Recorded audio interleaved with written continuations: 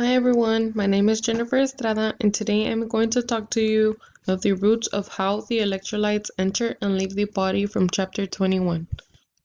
So here we have some of the important examples of electrolytes needed in the body, which are sodium, calcium, potassium, chloride, phosphate, and magnesium. For all the important electrolytes to enter the body, it's important to take the right route, which some examples for that are food, fruit, vegetables, and many different beverages. It's important for electrolyte to enter our body in an even proper balance. However, electrolytes have to leave our body as well. Some routes for electrolytes to leave our body are from sweat, exercise, urine, and from skin. Every time electrolytes leave our body, it throws off salt, potassium, calcium chloride, phosphate, and magnesium.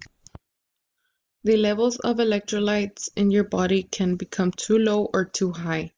This can happen if there is not an even proper balance. It can also occur when the amount of water in your body changes. Little by little, your body will make you realize how important are the electrolytes. This is the end for this video. Thank you so much for watching.